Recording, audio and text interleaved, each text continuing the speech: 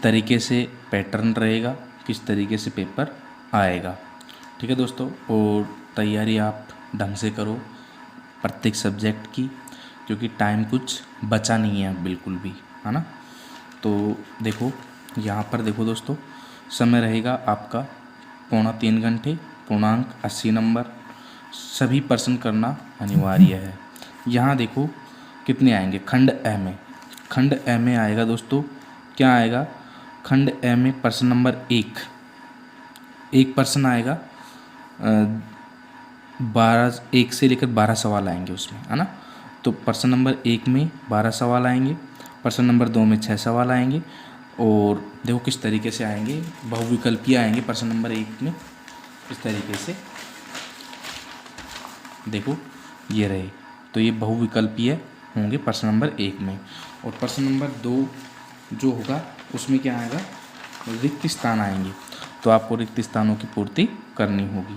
और question number 3 में आपको खुद की तरफ से उत्तर लिखना पड़ेगा क्वेश्चनों का। ठीक है दोस्तों, तो यहाँ अपन देखते हैं पेपर का पैटर्न किस तरीके से रहेगा। तो देखो ये जो रहेगा, प्रश्न नंबर 1 12 सवाल, प्रश्न नंबर 2 में 6 सवाल, और प्रश्न नंबर 3 में वापस कितने सवाल दोस्तों, 12 सवाल। तो ये टोटल कितना, एक नंबर का 30 नंबर का मटेरियल अपने पास आएंगे। ठीक है दोस्तों, उसी प्रकार खंड ब में 4 से लेकर 16 तक, मतलब 13 क्वेश्चन आएंगे। टोटल कितने क्वेश्चन आएंगे दोस्तों, 13 क्वेश्चन आएंगे, और 13 क्वेश्चनों में भी आपको 2-2 नंबर के आएंगे, तो 26 नंबर के ये हो गए। उसके बाद में अपन को देखने को मिलेगा 17 से 20 तक, मतलब 4 क्वेश्चन 3-3 नंबर के आएंगे, तो ये 12 नंबर का हो गया। और 3 क्वेश्चन आएंगे 4-4 नंबर के, खंड ड में लास्ट का जो होगा वहाँ पर 12 नंबर। तो यहाँ से रचना और ग्राफ विधि, त्रिकोणमिति, ऐसे कुछ क्वेश्चन आ सकते हैं 4-4 नंबर के। तो यहाँ पर देखते हैं अपन, क्वेश्चन नंबर 1 करते हैं, क्या है देखो, निम्नलिखित प्रश्नों में नीचे दिए गए सही विकल्प का चयन कीजिए। एक अभाज्य संख्या के कुल गुणनखंडों की संख्या कितनी होती है। एक अभाज्य संख्या है, तो अभाज्य संख्या के गुणनखंडों की संख्या कितनी होती है दोस्तों, तो अभाज्य संख्या के गुणनखंडों की संख्या अपने पास 2 होती है। ठीक है दोस्तों, तो इसका आंसर कितना रहेगा, 6 इसका आंसर रहेगा, क्योंकि अभाज्य संख्या के गुणनखंडों की संख्या कितनी होती है, 2 होती है। आपने परिभाषा में भी पढ़ा होगा कि ऐसी संख्या जिसके केवल 2 गुणनखंड हो अभाज्य संख्या कहलाती है। अब देखो, यदि f ऑफ x बराबर x² minus 5x plus k के शून्यंक अल्फा तथा बीटा इस प्रकार है कि अल्फा माइनस बीटा बराबर 1 है, तो k का मान ज्ञात कीजिए। तो यहाँ पर देखो, इसका अपन हल करते हैं। तो हल किस तरीके से करेंगे दोस्तों, ये अपन देखो, f ऑफ x बराबर क्या दे रखा है, x² minus f of x बराबर कितना दे रखा है, x² minus 5x plus k, और क्या दे रखा है, अल्फ़ा माइनस बीटा बराबर 1। तो यहाँ से अपन अल्फ़ा प्लस बीटा की वैल्यू निकालेंगे पहले। तो अल्फ़ा प्लस बीटा क्या होता है, शून्यंकों का योग। शून्यंकों का योग क्या होता है, -b/a। तो माइनस और -5 बट्टे कितना, 1, तो इसका हो जाएगा 5। ठीक है दोस्तों, तो यहाँ पर देखो, अल्फ़ा माइनस बीटा बराबर तो 1 है, और अल्फ़ा प्लस बीटा बराबर कितना है दोस्तों, 5। तो यहाँ पर देखो अपन इनका जोड़ करते हैं, तो यहाँ से ये कट जाएगा, तो 2 अल्फ़ा बराबर कितना आ जाएगा, 6। तो अल्फ़ा बराबर कितना आ गया, 3। ठीक है दोस्तों, कितना आ गया, 3। अब देखो, इस अल्फ़ा का मान इसमें रख देते हैं, तो कितना आ जाएगा, 3 माइनस बीटा बराबर 1। तो बीटा बराबर हो जाएगा 3 माइनस 1, तो बीटा बराबर कितना आ गया, 2। ठीक है दोस्तों, बीटा बराबर कितना आ गया, 2। अब हमें निकालना है k की वैल्यू। क्या निकालनी है, k की वैल्यू। तो k की वैल्यू के लिए क्या करेंगे अपन, k की वैल्यू के लिए अपन क्या करेंगे दोस्तों, k की वैल्यू के लिए करेंगे अपन अल्फ़ा डॉट बीटा बराबर क्या होता है सी बट्टे ए, यानी कि अचर बट्टे ए। तो अचर क्या है के बट्टे ए की वैल्यू कितनी है 1। तो यहाँ पर अल्फ़ा डॉट बीटा की वैल्यू अपने पास कितनी है, अल्फ़ा की वैल्यू है अपने पास 3 और बीटा की वैल्यू है 2। तो 3 गुणा 2 बराबर के। तो के बराबर कितना आ गया 3 दूना 6। ठीक है दोस्तों, तो कितना आया 6। तो के का मान कितना आएगा 6। तो यहाँ पर टिक लगा लेते हैं, 6 आंसर इसके होंगे। तो आपका ए आंसर सही है।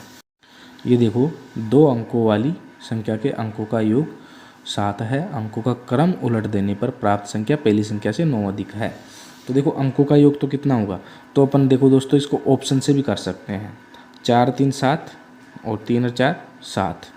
तो देखो अंकों का योग तो यहाँ पर देखो ये भी है और ये भी है, लेकिन एक शर्त और है। पहली संख्या अंकों का योग 2 चारों में ही कितना है 7 है, तो कोई सी भी हो सकती है। लेकिन दूसरी शर्त देखो प्रश्न की कि अंकों का क्रम उलट देने पर प्राप्त संख्या पहली संख्या से 9 अधिक हो जाती है। तो वह संख्या ज्ञात कीजिए। तो पहली संख्या जो है प्राप्त संख्या अंकों का उलट देने पर प्राप्त संख्या पहली संख्या से 9 अधिक हो जाती है, यानी कि वह संख्या जो 9 अधिक हो जाती है। तो वो संख्या ज्ञात करो क्या होगी। तो यहाँ पर इसका आंसर होगा 34, क्योंकि देखो 3 और 4 7, यहाँ पर जो जोड़ किया तो 7 आ गया। और अब अंक पलटो तो कितना हो जाएगा 4 3 और 3 4, तो इसमें 9 अधिक होता है। तो 34 इसका आंसर ब है। ठीक है दोस्तों, इसका आंसर ब है। अब यहाँ देखो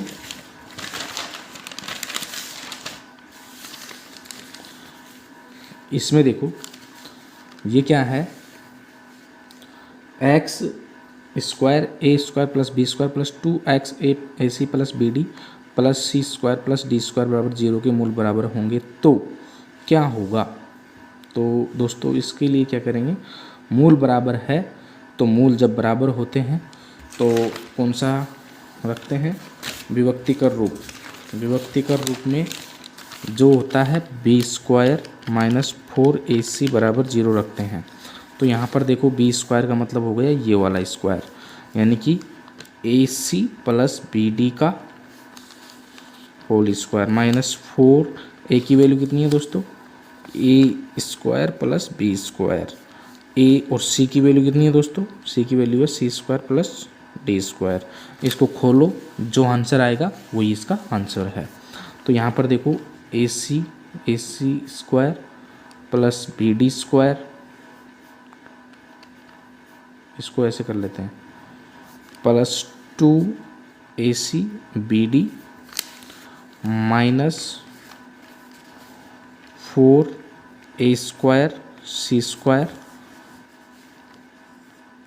माइनस 4 ए स्क्वायर और डी स्क्वायर। इसी प्रकार हो जाएगा minus 4a square sorry b square c square minus 4b square d square. ठीक है दोस्तों, तो यहाँ से देखो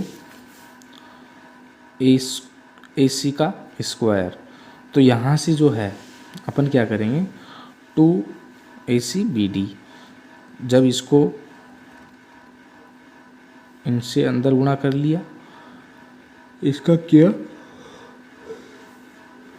तो 2ac बी डी तो है ही, यहाँ पर ac का स्क्वायर प्लस बी डी का स्क्वायर ये आ रहा है। तो यहाँ से ये कट जाएगा। ठीक है दोस्तों, ये घटेगा इसमें से, तो ये कितना आ जाएगा फिर, और बराबर में 0 है ही, तो ये आ जाएगा अपने पास कितना दोस्तों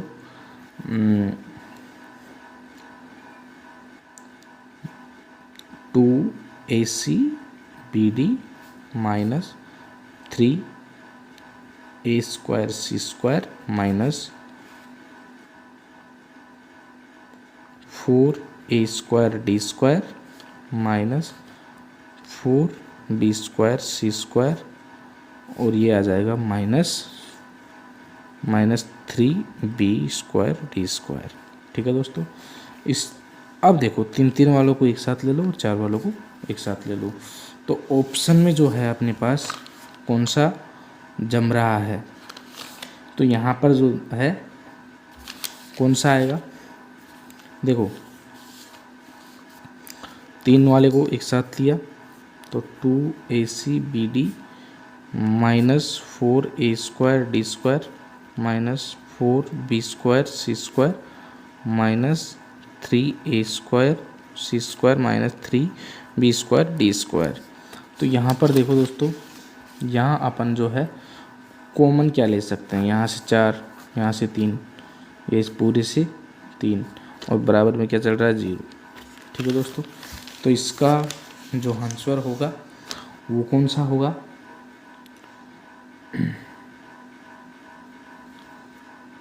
इसका आंसर होगा इनमें से कोई नहीं। ठीक है दोस्तों, अब यहाँ देखो m के किस मान के लिए 10m-2 समांतर श्रेणी में है, तो इन दोनों का योग करो और 2 का भाग दे दो, तो 10 और 2, 10 में से 2 गया तो 8, 8 में 2 का भाग दिया तो 4, तो इसका आंसर कितना आएगा दोस्तों 4। ठीक है दोस्तों, आई होप आपकी ये समझ में आ गया होगा। उसके बाद में यह है चित्र में दिए गए, ये दे रखा है चित्र में दे रखा है, तो प्रश्न क्या पूछ रहा है कि B4 हो तो B4 रेखाखंड को किस अनुपात में विभाजित करेगा। ये चित्र में ये दे रखा है B4, ये रहा, तो ये गिन लो 1 2 3 4 और 1, तो 1 2 3 2, कितना आंसर आएगा दोस्तों 3:2, 1 2 3 4 5, टोटल योग कितना 5, तो 3:2, ये अपना सही है।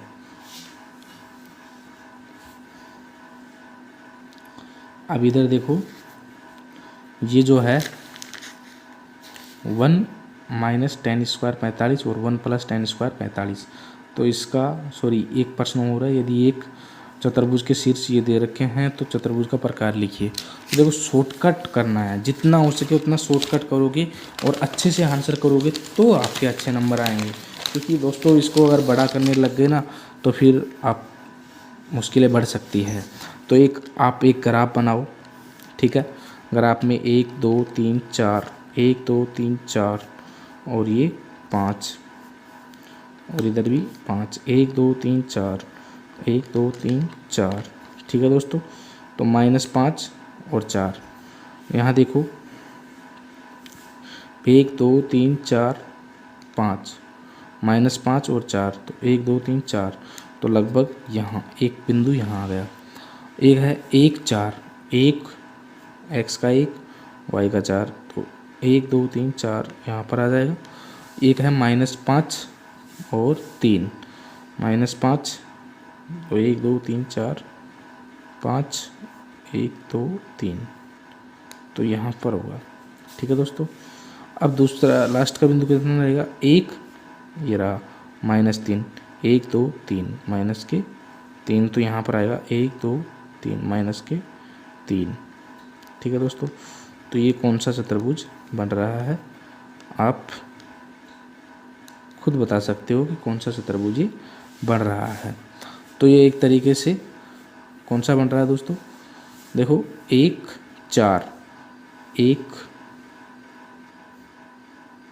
4, 1 2 3 4, 1 4 और ये है -5 4 और -5 3। ठीक है दोस्तों, और एक है 1 -3, 1 और ये -3।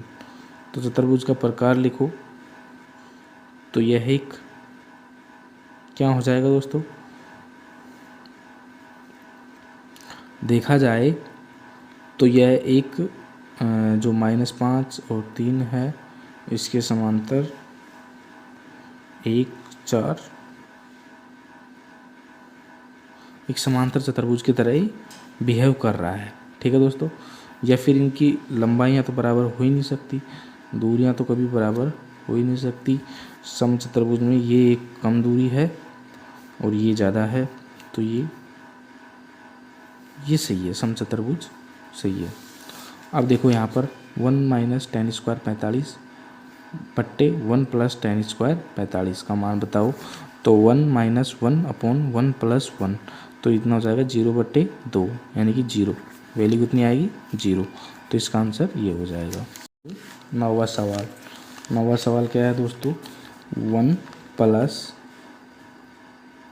Ten theta plus sec theta, और ये है 1 plus cot theta minus cosec theta. ठीक है दोस्तों, तो ये हो जाएगा। इसको एक को सबसे गुणा कर लो, तो 1 plus cot theta minus cosec theta, ये हो गया। अब इस टेन को गुणा कर लो इन सब से, plus tan theta plus tan theta root cot theta, और ये हो जाएगा दोस्तों 10 माइनस के tan theta dot cosec theta. ये माइनस क्यों आया? क्योंकि ये माइनस गुणा प्लस माइनस ही होता है। प्लस के sec theta plus sec theta dot, ये हो जाएगा cot theta minus sec theta dot cosec theta. ठीक है दोस्तों, तो यहाँ पर देखो ये टर्म तो एक हो गई, क्योंकि ये साइन बटे कोस और कोस बटे साइन होती है, और ये हो जाएगा अपने पास। अब देखो क्या हो जाएगा, 1 प्लस कोट थीटा को लिख सकते हैं कोस थीटा बटे साइन थीटा, और माइनस इसको लिख सकते हैं 1 बाई साइन थीटा, और इसको लिख सकते हैं साइन थीटा बटे कोस थीटा।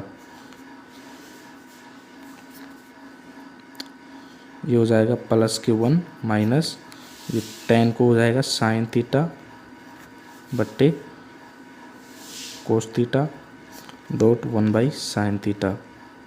ठीक है दोस्तों, ये हो जाएगा प्लस सेक थीटा को लिख सकते हैं 1 by cos theta plus 1 by cos theta, इस सेक थीटा को भी डॉट ये लिख सकते हैं कोस थीटा बट्टे sine theta minus sec theta dot cosec theta.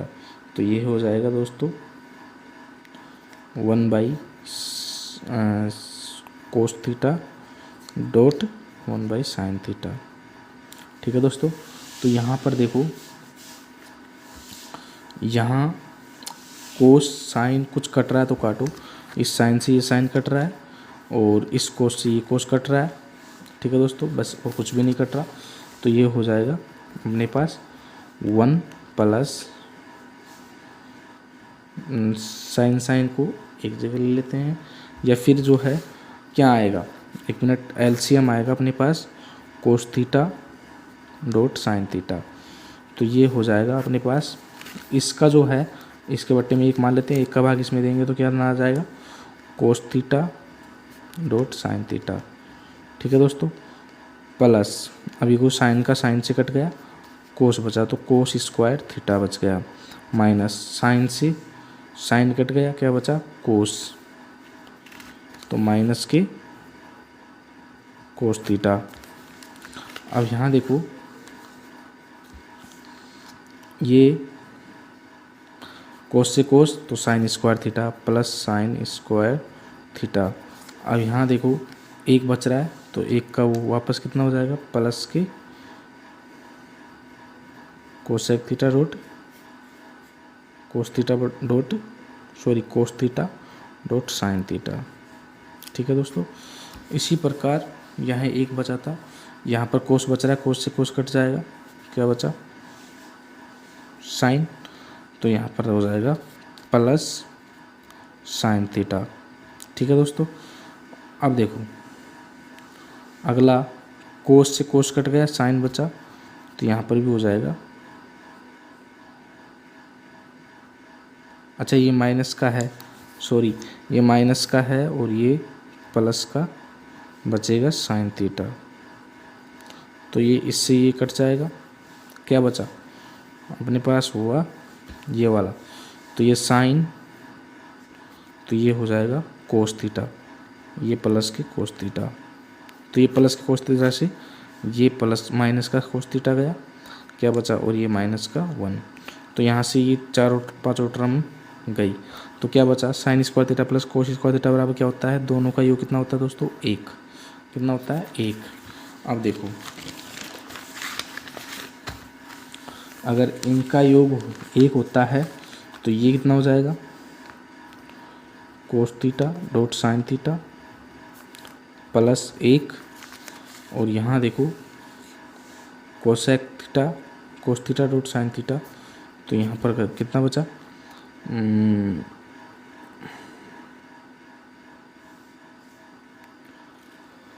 ये तो प्लस का 1 आ गया और ये टर्म सब गई, क्या बच रहा है, ये बच रहा है कोस थीटा, वापस बच रहा है plus cos theta dot sine theta, ठीक है दोस्तों, बट्टे में कोस थीटा डॉट साइन थीटा। अब देखो दोस्तों अब हमको उत्तर क्या मिलाना है, इसमें उत्तर क्या लाना है, 1 2 3 4 में उत्तर लाने हैं। तो देखो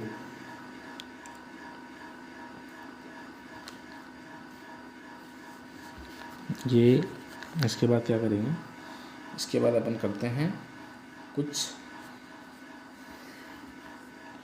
साइन डॉट कोस, तो यहाँ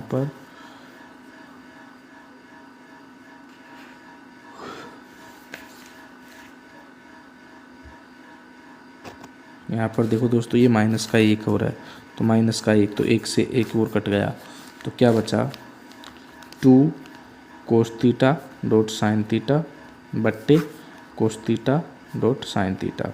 तो दोस्तों ये इनसे दोनों टर्म कट जाएगी और 2 आंसर आ जाएगा, तो कितना आंसर आ रहा है 2, क्या आंसर आ रहा है दोस्तों 2, तो यहाँ पर इसका आंसर कितना रहेगा सही 2, ठीक है दोस्तों, तो अपन इसका आंसर लगा देंगे 2,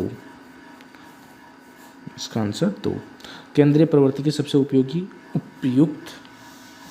उपयुक्त माप, केंद्रीय प्रवृत्ति का सबसे उपयुक्त माप ये होता है माध्यक, ठीक है दोस्तों, इनमें से कौन सी प्रवृत्ति की माप नहीं है, तो देखो मानक विचलन नहीं है, तो यहाँ पर मानक विचलन लगा लेना इस ऑप्शन में।